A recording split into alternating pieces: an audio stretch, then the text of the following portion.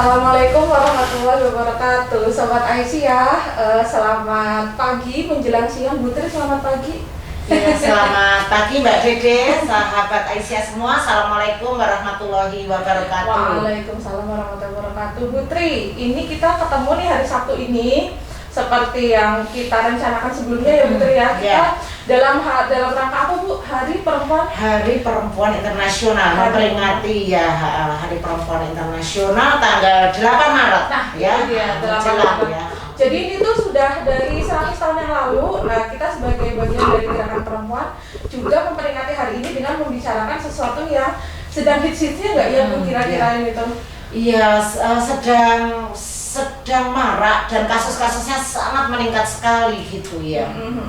Jadi belakangan kekerasan berbasis gender online itu lumayan tinggi Bu angkanya, terutama karena sejalan dengan meningkatnya pandemi kita yang belum selesai.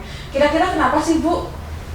Iya. Pertama kekerasan berbasis gender ya, berbasis gender online ini kan meningkat itu ada dua hal yang ada dua hal. Yang pertama karena memang situasi kita hidup dalam era digital ya, karena ada dua kata online di sini ya, online. Jadi ada dua kata ini karena situasi digital online, maka kemudian media-media untuk melakukan kekerasan adalah menggunakan online. Nah, kata yang penting sekali adalah berbasis gender ya. Jadi ada juga kekerasan-kekerasan yang dilakukan lewat online, tapi bukan kekerasan berbasis gender. Nah, ini yang membedakan. Yang membedakan kalau kekerasan berbasis gender itu adalah seseorang itu melakukan kekerasan terhadap baik laki-laki maupun perempuan itu karena jenis kelaminnya ya, karena jenis kelaminnya. Jadi kekerasan itu memang disengaja karena dia ingin melakukan kekerasan karena jenis kelaminnya seperti itu. Nah, kemudian diperantarai oleh online karena memang kita sekarang hidup dalam era digital ya, dalam dunia digital semua serba online. Kemudian konteks yang kedua adalah ini Mbak Dede terkait dengan COVID ya, karena angka COVID orang kemudian tidak bisa bertemu gitu, kemudian mereka banyak juga melampiaskan bentuk-bentuk kekerasan itu melalui online kemudian. Nah, hal yang terpenting Mbak Dede dan juga sahabat Aisyah semua gitu adalah bahwa kekerasan gender berbasis online ini karena ini yang harus kita lakukan promosi terus-menerus, harus kita lakukan penyadaran terus-menerus karena ada relasi yang tidak setara ya, dan setara antara laki-laki dan perempuan seperti itu ya, karena memandang misalnya melakukan kekerasan seksual terhadap perempuan atau bahkan terhadap laki-laki itu dianggap sebagai sebuah hal yang biasa, mungkin juga dianggap itu guyonan seperti itu dan juga ingin menunjukkan kuasa gitu ya. Salah satu cara menyerang orang lain karena jenis kelaminnya itu, maka untuk menunjukkan juga relasi kuasa bahwa ada dominasi satu di antara yang lain berbasis jenis kelamin. Iya, memang ya Bu ya. Jadi selama pandemi itu Putri, kebanyakan orang atau hampir di semua usia tuh yang naik trennya adalah dating aplikasi. Aplikasi dating. Jadi tadinya kita cari pasangan gitu ya. Mungkin sahabat Aisyah juga ada yang biasanya cari-cari gitu. Tapi kemudian karena masa pandemi, tapi saya tetap butuh afeksi, akhirnya mereka install. Nah, biasanya mulainya dari situ tuh. Jadi tren dating apps ini kemudian naik. Kemudian kita nggak tahu pasti sebetulnya nih orang beneran apa enggak ya Bu gitu. Betul sekali ya. Terus kemudian akhirnya berjalan gitu. Kalau menurut Putri gimana tuh? Iya, betul. Ini menarik ya, artinya gini. Orang kan seringkali itu begini, manusia itu kan makhluk sosial, ingin selalu bertemu dengan banyak orang gitu ya.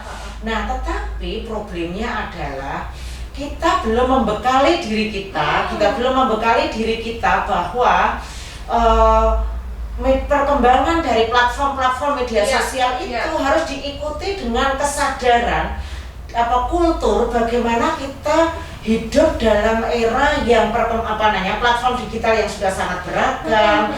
Itu jadi bahwa sebenarnya itu di belakang itu ada kejahatan-kejahatan yang mungkin bisa terjadi pada diri kita. Nah, itu yang tidak disadari oleh yang biasanya pakai dating application kan anak-anak muda ya, gitu ya. Anak-anak muda, anak-anak remaja ini ya, teman-teman muda itu penting sekali untuk kita kalau menggunakan sebuah platform atau aplikasi baru, kemudian juga harus tahu bahwa sebenarnya di balik itu sendiri, di balik itu semua itu harus kita bagaimana mengelola platform-platform media tersebut dengan baik, dan kita harus punya asertivitas ya kan, kemudian juga harus sadar bahwa misalnya tadi platform media dating itu akan juga digunakan oleh orang-orang untuk melakukan ancaman kepada kita, bentuk-bentuk kekerasan kepada kita gitu. Sekalipun itu orang terdekat ya, orang terdekat misalnya teman yang dulunya baik banget, bahkan yang dianggap sebagai pacarnya misalnya seperti itu, sangat mungkin terjadi ya. Karena relasi yang sudah dekat sekali itu seringkali kita tidak bisa melihat bahwa batasan ya seperti itu Mbak Dede ya. Jadi pemahaman atas kesadaran gitu ya, kesadaran bahwa mungkin akan sangat mungkin terjadi pada kasus-kasus kekerasan bahkan dilakukan oleh pacarnya yang paling dekat itu sendiri bisa sangat mungkin terjadi. Iya, ini menarik ya Bu, karena biasanya tuh kita menganggap bahwa pacaran, menjalin relasi itu berbahaya kalau ketemu. Nah, sekarang ternyata tanpa ketemu pun kita bisa patut merasa waspada karena ternyata berbahaya itu ada di mana-mana. Nah, ini sahabat Aisyah yang sering pakai dating apps gitu ya, harus menyimak ini, atau kalau ada temennya yang sering pakai dating apps tapi belum menyimak ini, nanti boleh dikabarin karena ini akan ditayangin juga di Instagram. Nanti ada di IGTV ya Mbak Putri ya. Nah, ini Mbak Putrinya nganggur. Ada di belakang kamera, sama ada di Facebook dan juga ada di YouTube Aisyah. Jadi teman-teman yang sering install dating apps, menjalin relasi secara tidak langsung lewat media sosial tuh harus menyimak ini. Tadi kita ingat banget Bu Tri menyampaikan soal asertivitas dan juga soal kesadaran. Bu, tapi ini kadang sering ya kita ngelihat di kolom Instagram nih. Nah, ini kita sebelum ngomongin orang yang mendapatkan ancaman, setiap orang tuh kadang teman saya merasa terancam Bu pada saat dia posting fotonya biasa aja gitu ya. Cuma memang kan kita sebagai perempuan ada bentuk-bentuk tubuh yang mau tidak mau itu kadang menonjol dengan pose apapun gitu. Kadang tuh dapat komentar, komentarnya sih mungkin sekilas lucu Bu, ih kocak ya komentar gitu, tapi kalau banyak mengganggu juga dan sedikit banyak akhirnya membuat orang berpikir saya salah nggak sih posting ini. Jadi misalkan gini Bu, kalau yang perempuan biasanya dibilang gini, ih ada yang bulat tapi bukan tekad gitu ya. Kita tahu itu mengarah kemana gitu. Atau beberapa tahun lalu ada salah satu atlet nih Bu, dia posting foto atlet laki-laki, terus banyak perempuan yang kemudian mungkin mengagumi, tapi caranya kok aneh ya gitu. Ada yang sampai komentar, aduh rahimku anget ngeliat foto ini gitu. Kan kita jadi loh kenapa ke rahim? Padahal itu adalah relasi kita mengagumi dari segi mata, keindahan gitu. Nah, Bu, ini termasuk nggak sih dalam kekerasan itu komentar-komentar perilaku seperti itu? Iya. Jadi itu adalah sebenarnya bentuk-bentuk harassment ya, bentuk-bentuk harassment atau pelecehan. Di mana ungkapan-ungkapan harassment itu adalah ketika tidak terjadi tidak ada konsen ya, unconsent, tidak ada kesepakatan atau persetujuan, dan orang yang diberikan ungkapan itu merasa tidak nyaman, tidak enak, seperti itu adalah semua bentuk-bentuk pelecehan. Nah, memang yang kita memang dan harus kultur atau budaya yang selama ini ada itu belum tentu baik dan benar ya. Jadi selama ini kan kultur bercanda yang mengarah kepada body bahkan pada body shaming gitu, seperti itu sangat sering itu dianggap sebagai hal yang lumrah, itu kan hanya canda gitu ya. Nah, tapi kultur bercanda itu kan kemudian akan menjadi sebagai sebuah hal yang normal gitu ya, padahal itu bentuk-bentuk pelecehan. Kita mengatakan pelecehan karena orang merasa tidak nyaman, orang merasa tidak suka, aku tidak senang dengan apa yang kamu ungkapkan atas tubuh saya itu. Nah, yang kedua adalah jadi penting ini Mbak Dede dan juga sahabat Aisyah semua, itu adalah bagaimana sih sebenarnya kita mencintai dan menghargai tubuh kita seperti itu. Kita kan nggak rela ya kemudian tubuh kita itu dijadikan bahan-bahan candaan seperti itu sebenarnya juga harus mulai dari kita, bahwa tidak boleh melakukan body shaming, kemudian juga tidak menjadikan tubuh itu sebagai bahan olok-olokan, bahan guyonan atau tertawaan. Kita harus mulai rubah kultur itu gitu ya. Ya kalau dulu kan yang biasanya banyak melakukan candaan-candaan itu kan laki-laki kepada perempuan, ya kan, seperti itu. Nah sekarang sepertinya juga sudah mulai banyak juga saling melakukan gitu. Nah saya kira ini juga sama-sama tidak baik gitu ya, sama-sama itu bentuk-bentuk pelecehan gitu, sama-sama bentuk pelecehan siapapun yang melakukan, asal karena terkait dengan perbedaan jenis kelamin itu adalah bentuk-bentuk harassment karena tidak unconcern gitu ya. Jadi kalau dulu tuh mungkin itu konteksnya kalau kita jalan, misalkan Putri, kita bayangin kita jalan di pangkalan, ada banyak cowok-cowok nongkrong, terus kemudian kita biasanya dipanggil-panggil kayak gitu, catcalling gitu ya. Tapi ternyata dengan konteks tadi, cerita tadi, ternyata dipindah tuh perilaku itu yang tadinya di dunia cyber ya. Karena era digital kemudian jadi sebenarnya kultur-kultur bahwa ada ada relasi-relasi yang tidak setara, kemudian menggunakan body shaming sebagai candaan itu ada di dunia nyata. Nah kemudian ketika era digital ini, maka kemudian era cyber, kita menamakan mungkin cyber, digital, online gitu, itu kemudian dibawa ya. Artinya sebenarnya kulturnya masih sama, bahwa ada kekerasan, ada relasi tidak setara, ada dominasi satu di antara yang lain, tidak ada penghargaan satu di antara yang lain. Itu dibawa dalam dunia cyber, dibawa dalam dunia maya, dibawa dalam dunia digital, dibawa dalam dunia online. Nah itu dia. Jadi sebetulnya memang kita memang akhirnya bisa nih beradaptasi dengan cepat, merubah perilaku kita di dunia nyata ke dunia cyber. Tapi sayangnya kok perilaku yang ini ya Bu ya, tidak kemudian adaptasi untuk kita kan ingat ya Bu ya, banyak orang yang mengeluh soal belajar dari rumah gitu. Tapi ternyata nggak ada sekarang kita sedang mengeluh perilaku orang yang melakukan harassment dari rumah dengan jari-jarinya gitu ya. Jadi harapannya sahabat Aisyah kalau pernah melakukan itu berhenti ya Bu ya. Ternyata itu Jadi memang ini ya momen peringatan Hari Perempuan Internasional yang nanti akan kita peringati tanggal 8 Maret ini menjadi momen yang penting untuk merefleksikan kita, gitu ya, merefleksikan kita bagaimana dunia ini juga adil bagi siapapun, dunia ini ramah bagi siapapun, baik laki-laki maupun perempuan seperti itu. Nah, dan juga pada satu sisi adalah refleksi bahwa sebenarnya angka kekerasan terhadap perempuan atau mungkin juga terhadap laki-laki, terhadap perempuan khususnya, karena yang paling banyak mengalami adalah perempuan seperti itu ya. Angka kekerasan terhadap perempuan, bahkan kekerasan seksual itu masih tinggi, bahkan di dalam dunia online, di dalam dunia maya itu semakin tinggi. Ini artinya PR besar bagi kita semua, bagaimana mempromosikan, bagaimana mengkampanyekan untuk kita tidak melakukan kekerasan gender berbasis online ini, kekerasan berbasis gender online ini, ataupun gitu ya. Selain mempromosikan, kita sendiri juga penting untuk mengedukasi sama teman kita gitu ya, teman kita untuk kemudian saling mengingatkan untuk tidak melakukan itu. Atau mungkin jangan-jangan belum tahu nih, tidak apa-apa ya, jadi yang penting sudah muncul kesadaran tetapi jangan-jangan juga di antara kita tidak tahu bahwa itu adalah bentuk-bentuk kekerasan berbasis gender online.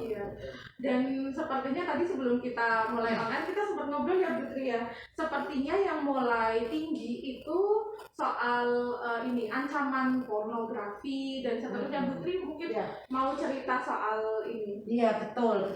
Jadi pada tahun 2020 gitu ya, dan juga ini juga sesuai dengan apa yang menjadi catatan Komnas Perempuan pada tahun 2021 ini juga, bahwa angka kekerasan berbasis gender online atau cyber atau kekerasan gender berbasis cyber ini meningkat tajam gitu ya, meningkat tajam di dalam era digital dan era COVID saat ini gitu ya.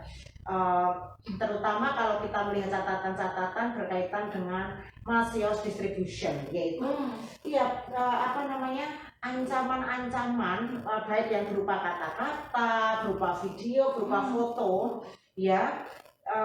Baik itu kebanyakan adalah teman-teman dekat, ternyata pacar, mantan pacar, suami, mantan suami yang melakukan seperti itu, bahwa akan membuat kata-kata penghinaan, membuat foto-foto yang tidak senonoh, yang mempermalukan korban, kemudian juga video-video yang akan mempermalukan korban, itu yang kemudian disebar-sebarkan lewat media sosial, juga lewat teman-teman dekatnya, lewat WAG di mana korban itu berada di situ.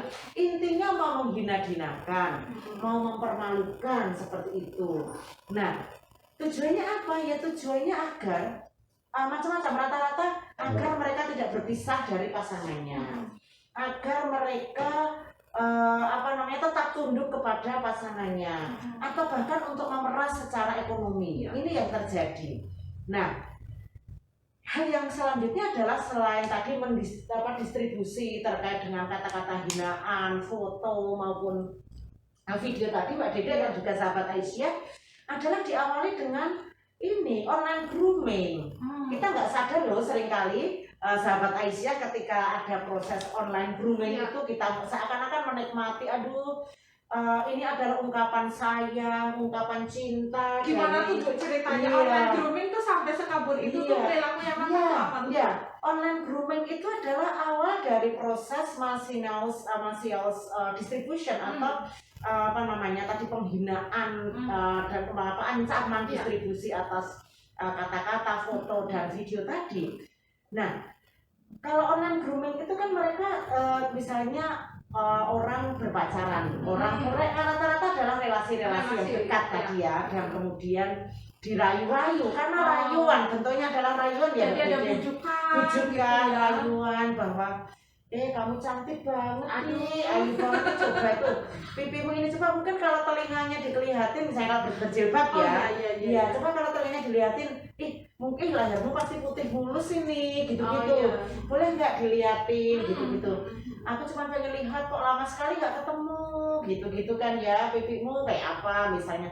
Nanti lama-lama ke bagian-bagian yang seharusnya hanya bisa ditunjukkan pada pasangan sah kan gitu ya, misalnya mama, misalnya payudara, kemudian paha, bahkan ada bagian vitalnya seperti itu, lama-lama dirayu. Banyak ya misalnya kasus-kasus misalnya dirayu, ayo dong kamu foto seperti ini gitu, aku biar lihat ternyata kamu cantik banget gitu-gitu. Nah, itu kemudian disimpan, dikolek-kolek. Nah, ketika hubungan tidak baik itu digunakan untuk mengancam dengan ancaman distribusi, akan kudistribusikan, kemudian kata-kata penghinaan seperti itu. Nah, hal yang jadi intinya ingin merendahkan, ingin mengancam seperti. Tapi kalau yang tadi online grooming itu seringkali nggak sadar ya Mbak Dede, karena bentuknya rayuan kan biasanya seringkali tidak sadar bahwa itu ini rayuan bahwa dia mencintai saya gitu. Nah, ini teman-teman sahabat-sahabat Aisyah harus hati-hati, sekalipun itu pacarnya belum tentu, kan tidak tahu apa yang terjadi ke depan. Jadi harus betul-betul menjaga privasi itu menjadi sangat penting sekali. Nah, juga yang ketiga Mbak Dede dan juga sahabat Aisyah itu terkait dengan online harassment ya.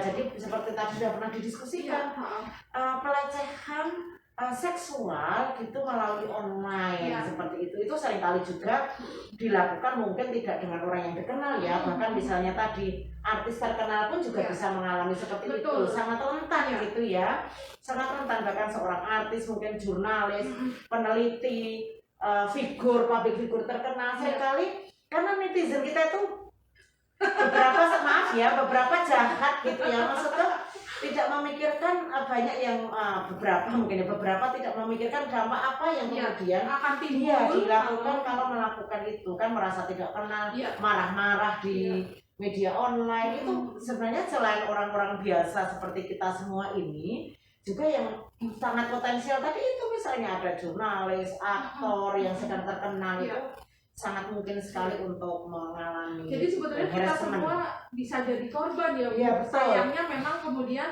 mungkin tanpa sadar atau dengan sadar kita juga bisa jadi pelaku gitu.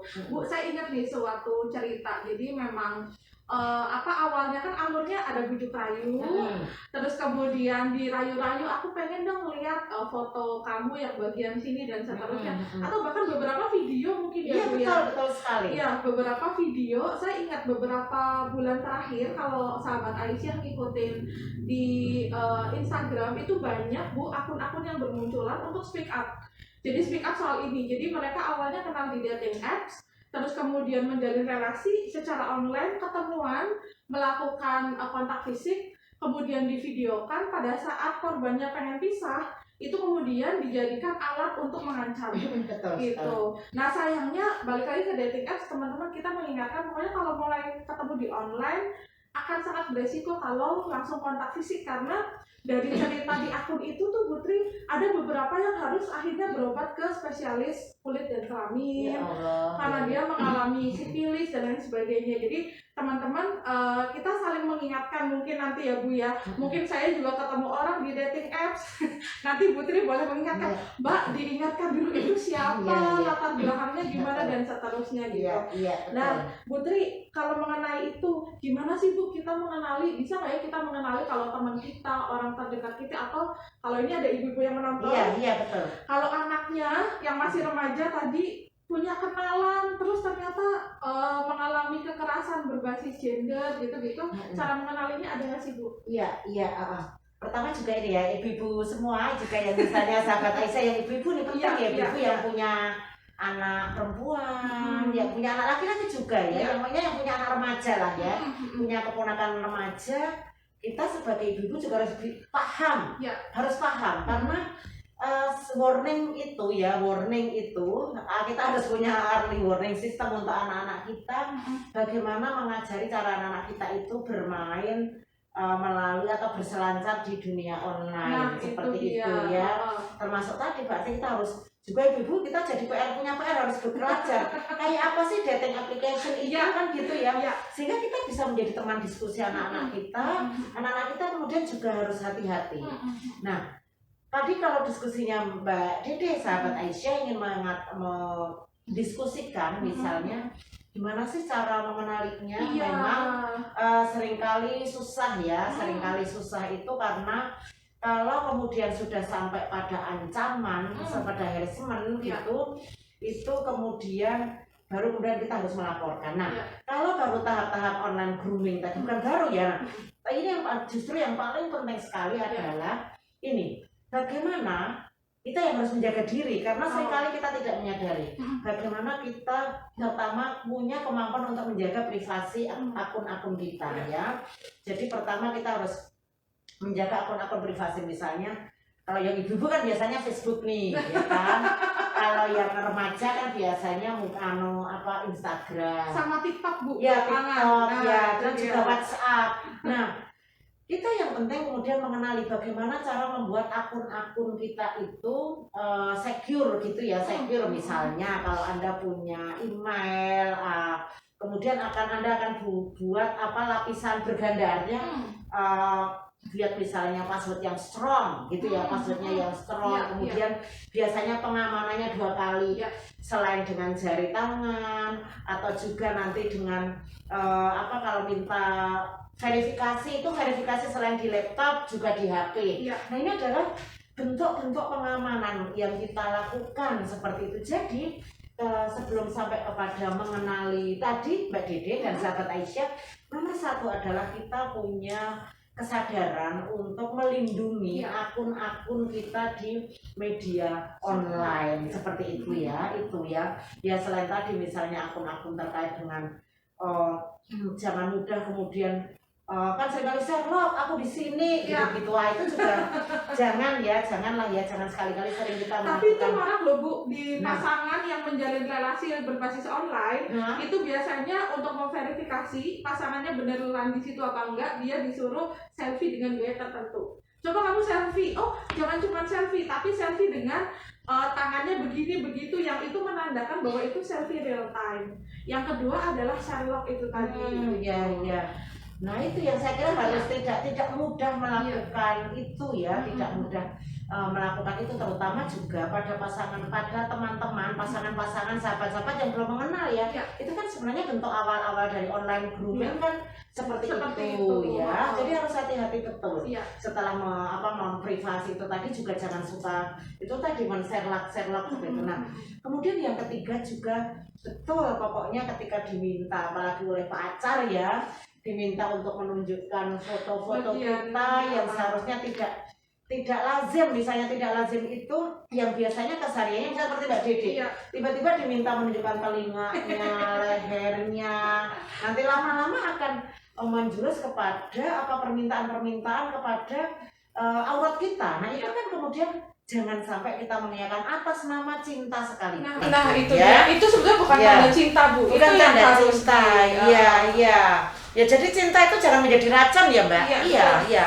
Jangan menjadi racun, artinya kemudian kalau hal-hal yang memang tidak sewajarnya, apalagi sekali lagi pada pacar-pacar kita, ya mantan pacar gitu juga. Siapapun. Iya, jangan dilakukan seperti itu. Itu saya kira hal-hal yang penting yang bisa dilakukan Mbak Dede. Jadi mulai dari sekarang teman-teman siapapun yang menyaksikan ini, sahabat Aisyah, membiasakan diri untuk membuat semuanya sendiri kayaknya ya Bu. Jadi ada orang yang biasanya, aduh aku nggak ngerti, dibikinin dong emailnya, dibikinin dong akunnya. Nah itu sebetulnya smartphone itu kan sudah punya sistem yang itu sebenarnya mempermudah ya Bu ya. Kita bikin email, tadi Bu Tri udah menyampaikan dibikin keamanannya berlapis. Jadi kalau misalkan itu login di tempat lain, akan ada verifikasi ke nomor SMS kita atau nomor WhatsApp kita dan seterusnya. Jadi pertama, sebelum kita waspada terhadap ancaman, berarti kita kembali lagi ke diri kita untuk melindungi keamanan diri kita di dunia cyber gitu ya. Nah, Bu, ini sebelum ke obrolan selanjutnya, ternyata sudah ada pertanyaan yang masuk. Kemudian kalau berkenalan secara online, karena ternyata kita nggak bisa menghindari untuk tidak berkenalan ya Bu ya, karena tadi kita makhluk sosial dan sebagainya. Ada sahabat Aisyah yang bertanya, Bu, kemudian kalau berkenalan secara online, pada tahap apa sih sebenarnya kita sudah bisa mempercayai orang tersebut? Pada tahap apa ya? Nah ini Bu Tri, nanti silakan Bu Tri. Iya. Misalnya Anda berkenalan di mau di Facebook kan, pertama kalau online itu kan misalnya lewat Facebook atau Instagram. Nah memulainya kan teman-teman harus lihat dulu siapa yang sudah meng-approve teman-teman dia sebelumnya seperti apa. Iya betul. Ini penting sekali mutual friends. Termasuk di Instagram kita bisa melihat sebelum kita meng-follow, sebelum kita meng-accept gitu, pertemanan kita cek dulu. Dia follow-nya siapa aja sih gitu. Itu ya, siapa saja kita. Oh, ternyata. Nah, itu penting sekali ya, penting sekali. Nah, kemudian setelah itu melihat profil dia.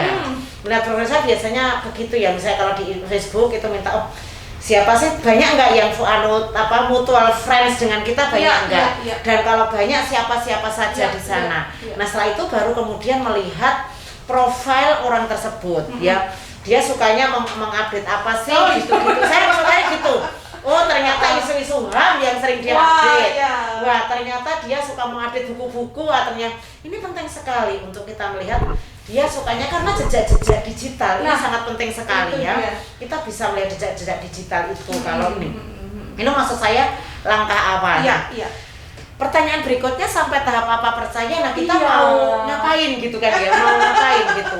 Tetap bagi saya kalau misalnya kemudian mau menjalin relasi lebih dekat, harus ketemu lah ya, ketemu keluarganya, ketemu teman-temannya gitu, tidak cukup hanya lewat online saja seperti itu ya.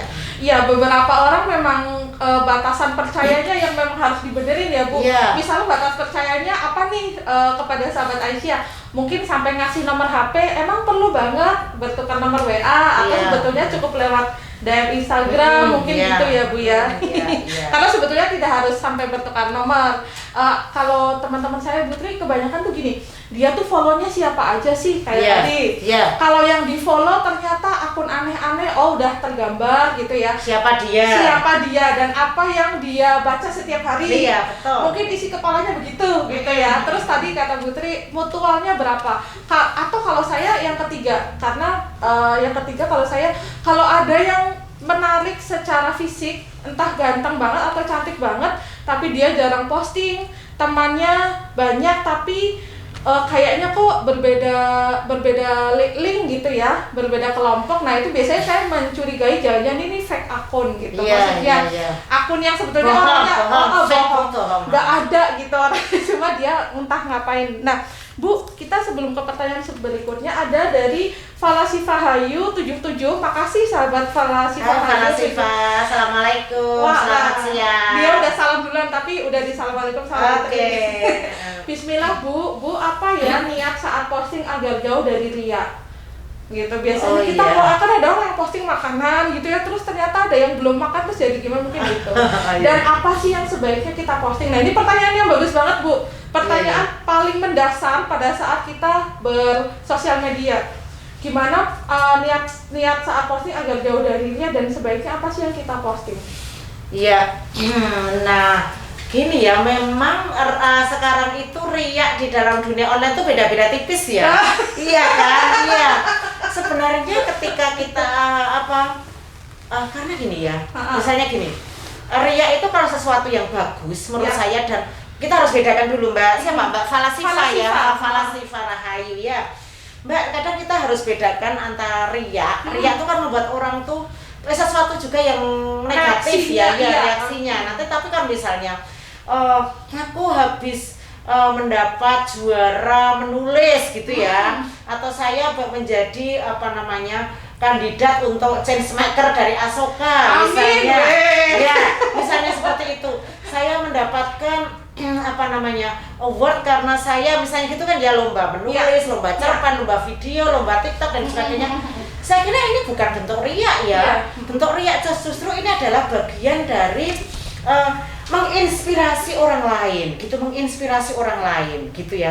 Ini saya kira bukan. Nah, saya kira memang dalam dunia atau era medsos sekarang kita harus pahami gitu ya, bahwa kita melakukan kegiatan-kegiatan, misalnya saya habis memberi santunan, misalnya habis bertemu di rumah yatim piatu karena saya ulang tahun, itu saya kira bukan riya ya. Bukan riya juga gitu. Ini contoh-contoh yang konkret ya Mbak Dede. Misalnya saya sedang ulang tahun, kemudian saya pengen ke panti asuhan, saya sedang di panti asuhan nih bersama anak-anak karena hari ulang tahun saya. Ini saya kira juga bukan riya, bahwa ini adalah kemudian inspirasi yang bagus kepada anak-anak muda yang lain daripada nongkrong-nongkrong seperti itu. Nah, hal-hal yang seperti ini, jadi saya kira riya-riya seperti seperti itu saya kira tidak apa-apa Mbak Falah gitu ya. Itu saya kira juga bukan sesuatu yang riya, dan memang kemudian justru inspiratif untuk kemudian orang lain juga bisa melakukan seperti itu. Jadi kita niatnya menginspirasi gitu ya Bu ya. Kalau kemudian reaksi yang muncul adalah riya, saya kira sudah di luar ini kita. Terus misalnya Anda sedang piknik gitu ya, piknik dan Anda posting foto gitu. Yuk pergi misalnya ke mana Mbak ya, tempat wisata sekarang yang perlu kita promosikan nih. Taman Sari nggak apa-apa. Ya boleh Taman Sari mumpung dekatnya ke Taman Sari. Taman Sari ini gitu ya, misalnya dibangun pada tahun sekian. Kemudian oleh ini maksud dibangun dulu adalah untuk tempat Putri Raja ini dan sebagainya. Di sana banyak. Anda menceritakan bagaimana Taman Sari itu di sana ada dijual makanan yang murah, di sana ada begini dan sebagainya. Ini saya kira juga bukan riya gitu. Nah, tinggal bagaimana kita mengemasnya mengemasnya untuk menjadi sebuah postingan yang informatif gitu. Nah, saya seorang tua juga ya Mbak Falah ya, misalnya seringkali juga posting makanan. Itu sebenarnya saya hanya pengen melakukan bahwa ini loh kuliner Indonesia gitu. Misalnya saya kemarin posting apa sih yang makanan dari Mbak? Jadi lupa namanya ya. Iya, karena Putri makan banyak di kuliner Indonesia. Misalnya membuat kuliner. Kita menceritakan kuliner ini, misalnya dari mana asalnya, bagaimana proses membuatnya. Misalnya begitu, itu saya kira cara mengemas yang baik gitu Mbak Fala ya. Semoga memuaskan jawabannya Mbak Fala Siva. Jangan khawatir dan jangan takut bahwa apa yang kita lakukan itu ria, sepanjang kita punya kemampuan untuk mengemas informatif dan inspiratif gitu. Jadi kalau pertanyaan selanjutnya apa yang sebaiknya diposting, ya posting apapun, tapi kemudian tidak meniatkan untuk pamer gitu ya Bu ya, betul. tapi niat berbagi informasi. Nah ini ada pertanyaan yang menarik nih Bu Tri selanjutnya. Tadi mengenai soal orang tua dan anak terkait dengan kekerasan gender berbasis online. Dari Mbak Putri Dewanti Bu. Oke, Mbak Putri, Assalamualaikum Mbak Putri Dewanti. Mbak Putri nanya, sejauh apa dan sampai kapan orang tua ngecek sosmed atau HP anak? Nah ini Putri mungkin pengalaman sekali.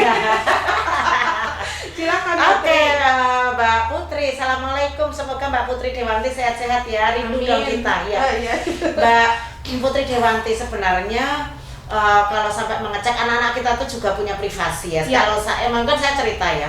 Kalau anak-anak kita itu punya privasi yang juga orang tua tidak tidak boleh lah ya kemudian terlalu apalagi sampai mengecek HP-nya gitu.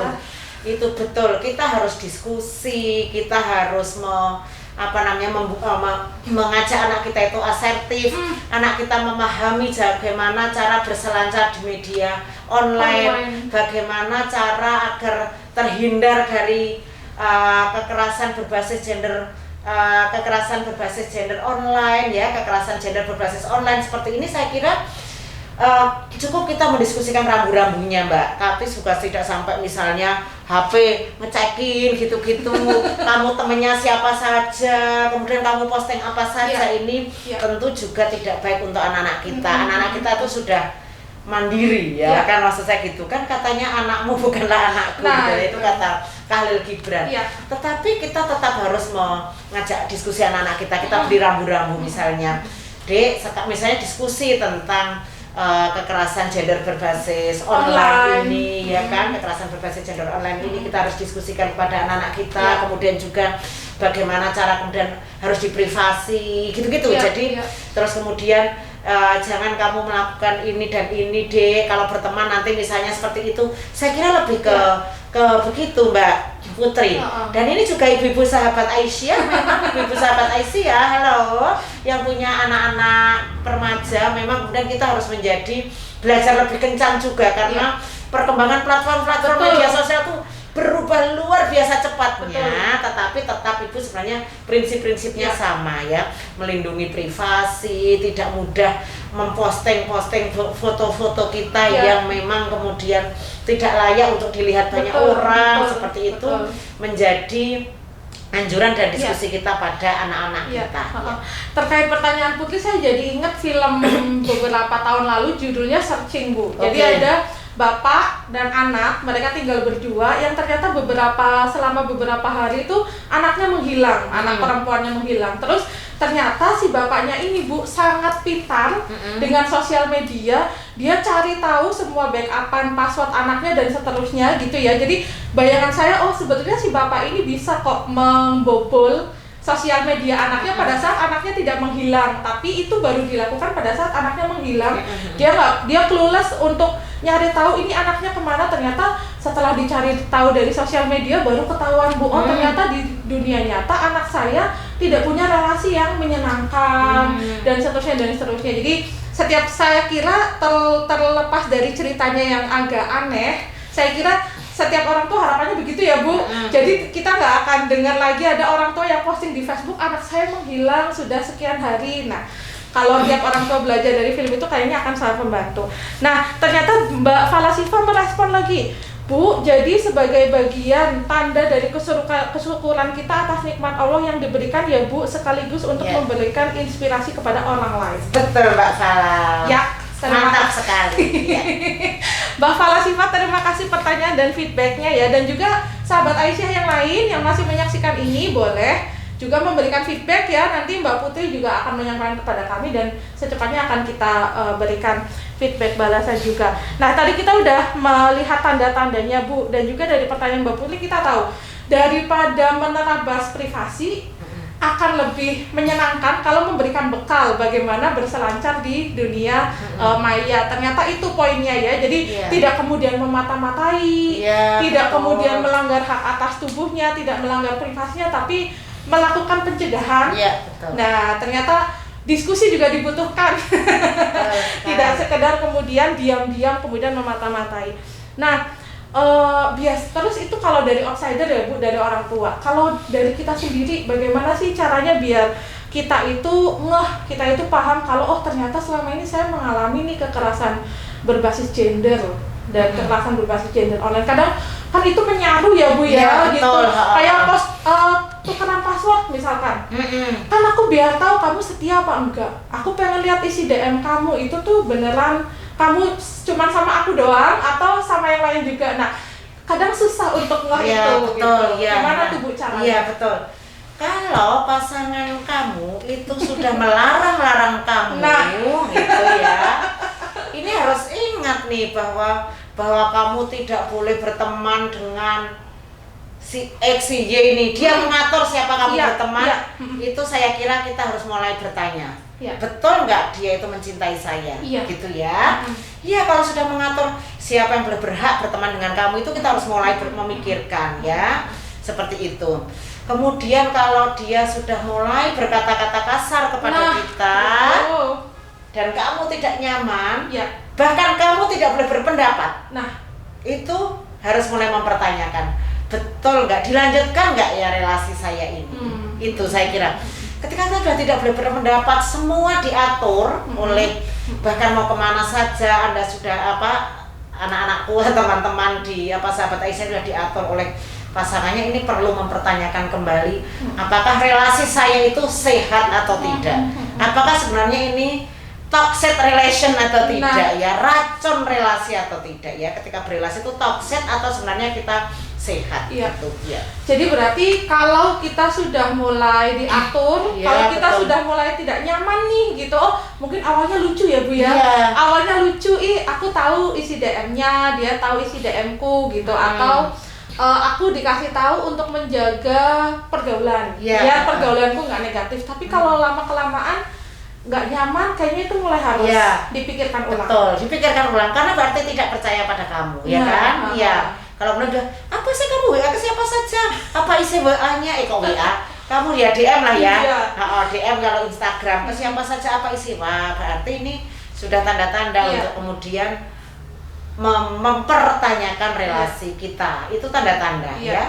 Jadi ada trust issue. Kalau mulai ada trust issue, terus kemudian mulai mengganggu, kamu mulai stres dan lain sebagainya. Sebaiknya dipikirkan ulang. Termasuk cara berpakaian. Kamu kok pakai baju itu sih? Ini waduh, kalau sesekali mungkin it's okay lah ya, gitu ya. Tetapi kalau berkali-kali dan Anda tidak punya hak untuk bagaimana sih aku akan membuat penampilan untuk diriku sendiri silahkan kemudian ini patut untuk mempertanyakan relasi kita. Oke, Bu, kita kan pengen punya privasi yang jelas di media sosial dan sebagainya. Bu Tri juga salah satu penggiat di media sosial, teman-teman bisa cari Instagramnya, ada Twitternya juga, ada di Facebooknya juga. Bu Tri bisa cerita nggak Bu tips melindungi? Jadi di semua platform media sosial itu, apakah kita masih punya privacy? Bagaimana melindungi privacy kita di tengah tuntutan untuk punya banyak media sosial? Iya, saya kira ini juga yang paling penting ya, yang nomor satu. Langkah pertama yang kita lakukan adalah melindungi privacy kita. Kemudian juga tidak mau nyebar-nyebar itu tadi, misalnya apalagi sampai akun bank, alamat, share itu tadi, Sherlock itu tadi, itu saya kira juga tidak bagus lah ya. Kita itu juga menjadi cara kita untuk melindungi seperti itu. Kemudian tadi itu tadi pertemanan tadi lebih penting ya. Ketika pertemanan juga sekali lagi ya Mbak Dede dan juga sahabat Aisyah, lihat dulu siapa mutual friends-nya, kemudian profil dia, apa yang suka di ini. Apalagi saya tidak suka kalau orang itu tidak menunjukkan foto-foto ya, tidak juga menunjukkan siapa dia foto asli itu loh. Ini kan penting juga ya kalau dia tidak menunjukkan foto asli ya dilihat dulu, nggak usah ini kan ya, jangan percaya juga gitu. Kan lebih baik juga sebenarnya apa foto-foto asli, kecuali memang tokoh ya. Kalau tokoh kan pasti udah sangat terkenal, tapi kan bukan siapa-siapa, tidak ada fotonya itu juga sangat mengganggu ya betul sangat mengganggu. Nah kemudian juga sekali lagi juga kalau pas DM itu juga hati-hati ya. DM itu hati-hati sekali gitu. DM itu kan seringkali banyak hal-hal yang ini. Kemudian juga kalau ada kiriman-kiriman link-link yang tidak jelas juga jangan kemudian diklik dan sebagainya, itu juga salah satu hal yang penting. Dan yang penting juga sekali lagi itu tidak memposting ya foto-foto kita yang memang tidak layak untuk di media sosial. Gitu. Iya memang tuntutannya sekarang tuh siapa yang followernya paling banyak itu yang kelihatan keren sebetulnya Bu. Nah ini sebenarnya tantangan nih. Kita di tengah tuntutan untuk terlihat keren, tapi juga kita pengen menjaga privasi dan kayaknya itu tapi banyak loh Bu yang tidak menganggap bahwa privasi itu hal yang penting gitu. Taunya ya saya keren kalau saya temannya banyak dan seterusnya gitu. Nah Bu ada yang nanya, tapi mungkin ini masih terhubung dengan kekerasan berbasis gender, tapi mungkin kita akan bahas di lain hari secara lebih mendalam. Bu, bagaimana cara keluar dari hubungan yang toksik? Kepada siapa kita bisa meminta bantuan? Iya, betul sekali. Nah, ini silakan. Iya, penting sekali nih ya. Nah, yang pasti teman-teman itu memang nanti Mbak Dede juga bisa sharing nih ya. Ya, kalau sudah pada toxic relationship sekali lagi memang perlu untuk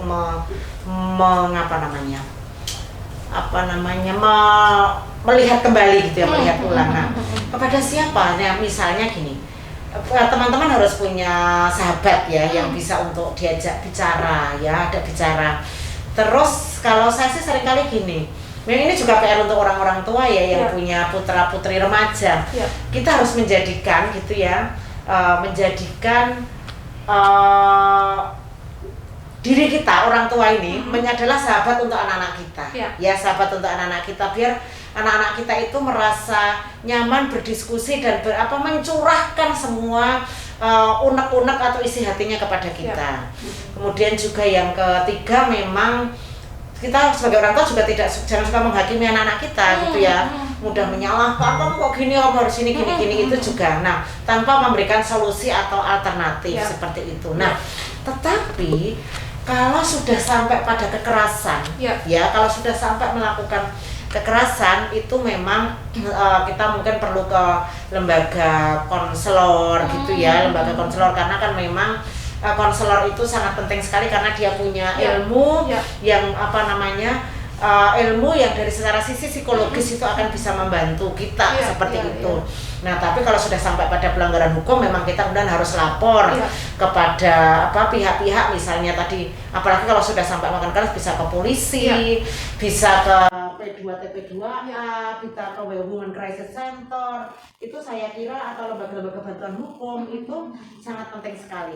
Nah, teman-teman sahabat Aisyah, penting untuk kita mendokumentasikan ya. Jadi dokumentasi apa yang itu jangan dihapus, harus disimpan. Itu sebagai bukti bahwa kita pernah mengalami kekerasan dan kemudian bukti kalau kita mau menuntut seperti itu.